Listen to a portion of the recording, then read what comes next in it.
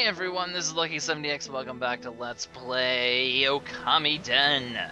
In the last episode, we made our way through the underwater passage to the Sage Shrine. We're still 9 months in the past. We also met Nanami for the first time, except for us it's the second time, but for her it's the first time, because wibbly wobbly, timey wimey. Also, there's a merchant down here. He must be a really tiny merchant, because we were all tiny from the hammer, don't forget. But in this episode, we're actually going to explore the Sage Shrine. There's a person on the floor, and it's kind of interesting because like the whole passage to the Sage Shrine is like really sort of weird and like it's really dangerous, you know. And the whole 2D platforming segment, and in this area, it's weird still, but it's not. It's like it's more like a mini game sort of thing, as you're going to see in a little bit. Although first we do have to do a battle. But Sage Shrine, just very interesting little side. I don't know if you'd call it like a dungeon per se, but I don't even know what you'd really call it, to be honest. Anyway, just one of these guys. As you guys know, Gale Storm just tears this thing to shreds, so we're just going to use that a few times and pretty much call it a day. So all you need to do is do it once. She's going to do her whirlpool thing. You just dodge that. I'm assuming it's even a she, just because her voice kind of sound female-ish when she laughs. She goes, ha ha ha ha ha. It does sound a little womanly-like, I suppose. So we're going to call her a girl. Also, she may or may not have water boobs, just saying. Anyway, easy energy, or not energy, a demon liver. Why was I gonna call it an energy liver? That doesn't make any sort of sense.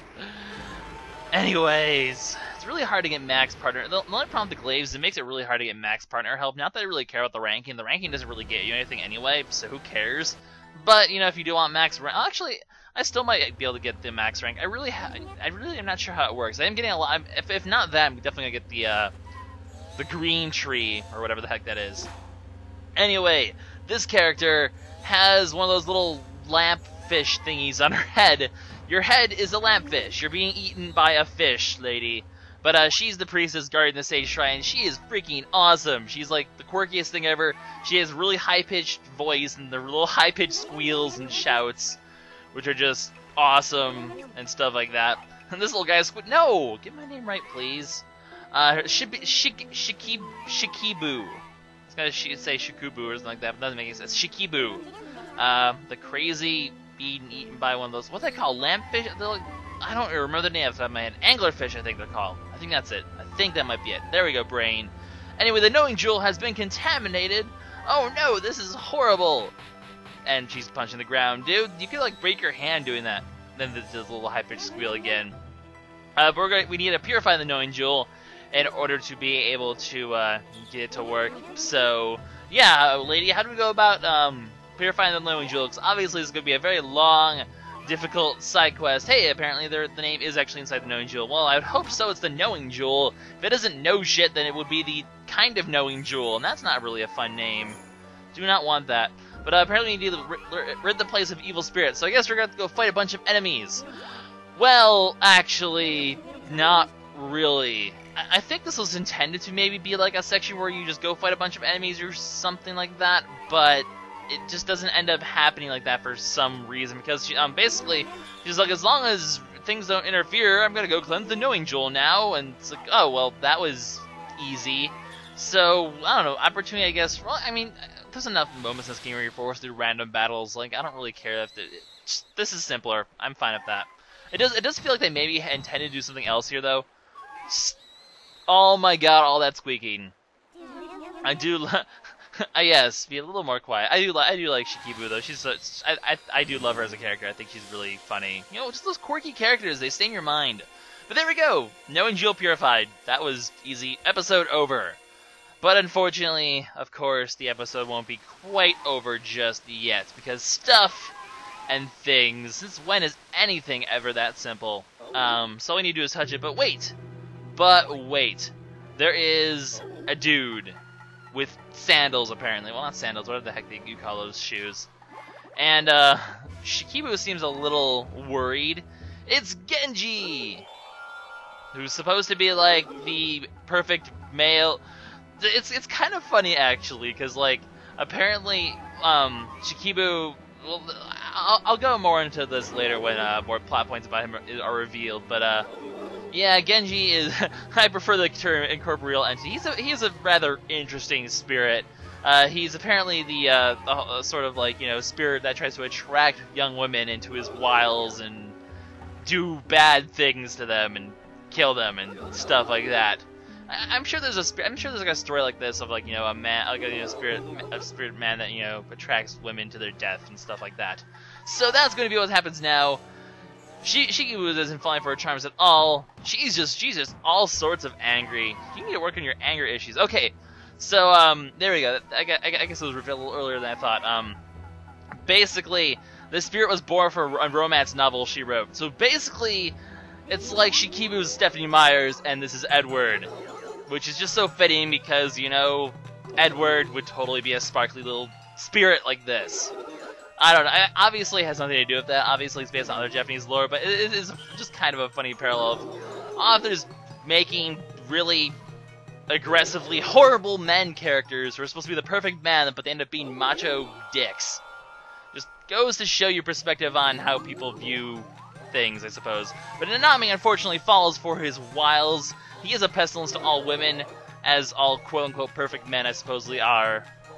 I mean, come on, let's face it. Like, I know there will probably be Twilight fans who are angry at me, but let's face it, Edward is not really the ideal boyfriend. Anyways, just kind of, I find it's kind of be an amusing parallel of the whole perfect man sort of cliche.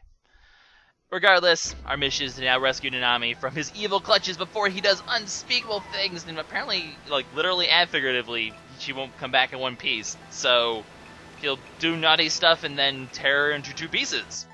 That doesn't seem good. Let's go save our mermaid friend, else the past will have never happened.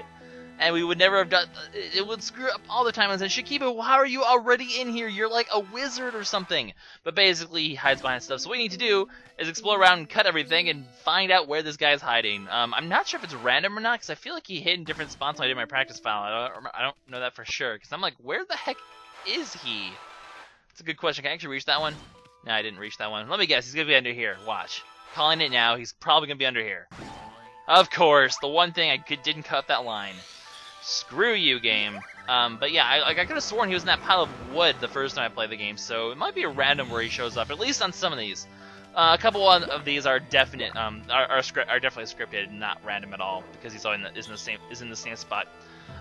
Which would be this one, for example, because what we need to do here is vine this thing over here, and I'll turn this thing around, and there he is! Found you. It's like a creepy game of hide and go seek with a really flamboyant spirit who was written in a romance novel. Just only this game would stuff like that be a thing. Regardless, though, I think there's like 4 of these rooms, so already done up 2 of them. It's not really that difficult or a segment. It's just sort of like a side mini game, I guess. I don't know. This is another one where I think where he is random, because I don't remember where exactly it could be. And there's like a lot of shit to cut, so let's just get to cutting. Sorry, Shikibu, we're just going to have to destroy your entire room to find this guy. It's your fault for writing him in the first place. There we go. Well, now, where is he then, though? Where's the place I can cut? Can I cut, like, these shelves? Okay, apparently I can. Is there another thing? Can I cut this shelf over here?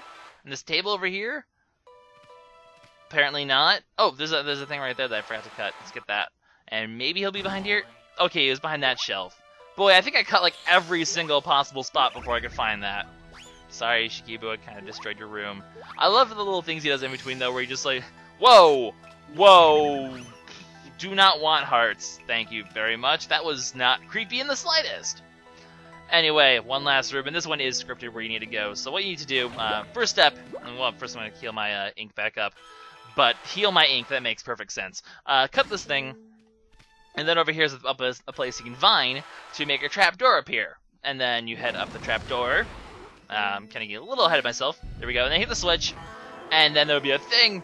And then you slash the thing. So it's not kind of a convoluted process, but at the same time, kind of a little obvious what you need to do. I mean, when there's a switch, obviously you need to hit the switch. And, well, there he is. I kind of destroyed that other billboard up there just to be a douche, I suppose. And he just does all sorts of these flying around stuff. And, hey, he dropped Nanami. Okay, well, I guess we're done. Well, no. Give me back my mermaid. She's mine. Back off.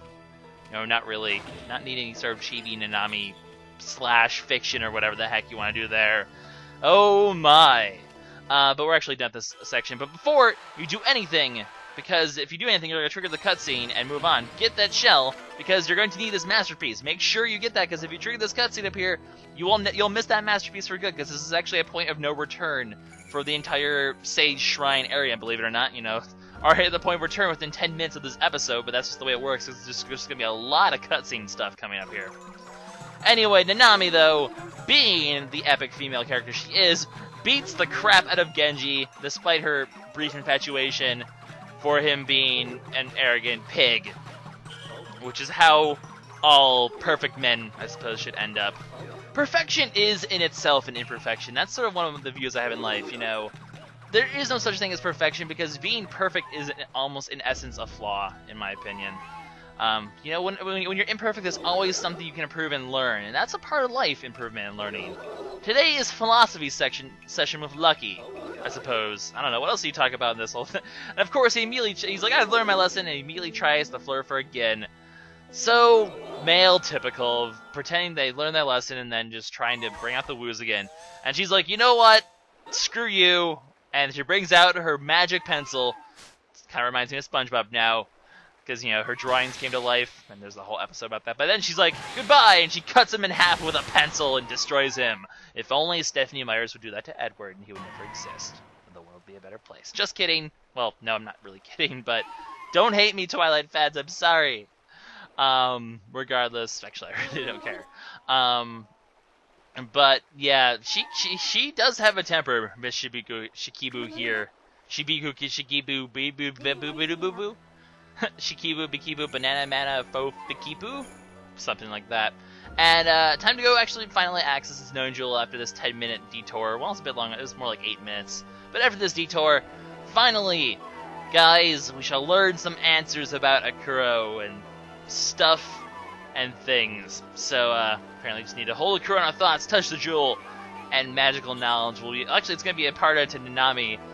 Corral really should have come with us. I mean, come on, Corral, we're supposed to be playing this together, and you're not going to know anything now, and you're going to have to rely on me to tell you everything. But Nanami is going to, I guess, we're not even going to touch it. Nanami is going to relay the knowledge to us, because I guess it doesn't work on dogs or something, because we touch her, and then she touches the jewel, and then she gets the knowledge and not... Yeah, like, okay, well, I guess we both are getting the knowledge. Technically, it's the beanie thing has gotten both of us. Words for the whole lack of mouth thing just makes this scene so much more disturbing. The lack of Nanami's mouth just throws me off. But anyway, Akuro is darkness with a will of its own. That's pretty scary, actually. But it has no true form. So what Akuro is trying to do is to find a vessel for it to occupy in order to be, you know, complete. In the original Okami, Akuro actually was present because he actually used Yami as a vessel. So we actually technically fought Akuro back in Okami, based on that. But he needs a vessel of light to access his full power. So what Akuro's looking for is a light vessel. However, in order for him to be able to fuse with the light vessel, though, he needs one certain thing, which is the blood of Orochi. Now, Orochi, for those of you who don't remember and never play Okami, was one of the major villains of Okami that we fought with, and there's also expressed in the beginning, very first episode, this in the whole backstory thing. But around this time, actually 9 months ago, it was actually 9 months ago. I'll get to Waka in a second here. But 9 months ago, you know, we in Okami, Amaterasu and Susanoo beat Orochi. So interesting enough that we're back 9 months in the past. That's where Akuro went. So apparently, he's trying to do something with Orochi on, like, you know, while Amaterasu kills him or something like that. It's adding extra backstory onto the whole Amaterasu versus Orochi part of Okami, which is kind of nice. Anyways, so apparently Waka was the source of all this information. He's the one who learned about Akuro, and who guarded the Moon Cave, and he's one of the Moon Tribe, blah, blah, blah. We're actually learning about Waka, finally. If you guys know Okami, you guys know him as well. And we're actually going to see who Waka is, just in case you forgot Waka, and perhaps to continue to draw. I love this music. I just love this music. Such cool flute music. But gee, he kind of really looks like Kurao. And Chibi's like, whoa, he looks like Kurao. So is Kurao Waka? Did Kurao become Waka, and thus this is why he knows this knowledge? Who knows exactly why all this stuff is going on. But then again, well, I mean, Waka is older though, Kurau's the kid, so how is this all working? You guys are welcome to leave your theories. Don't spoil the real one, because that whole thing, who Kurau is, really does come to light. But we're starting to, like, this game is really going to start to take a turn to who is Kurau, what is his mission, what is his purpose, and how does he relate to Waka? Because apparently they're related in some way. Mysteries for the future, guys. Mysteries for the future. But basically, we know what Akuro's after now. We know he's after the blood of Orochi so he can purify himself and gain himself a light vessel to unleash his full power. So we need to stop him from doing that. We need to intercept him on the way to Orochi. Luckily, we are 9 months in the past where he is about to be defeated by Amaterasu, so we know where he is. He's in the Moon Cave. And that means, guys, that in the end, that's where we're probably going to actually have to head out to. Also, Shikibu is totally forever alone.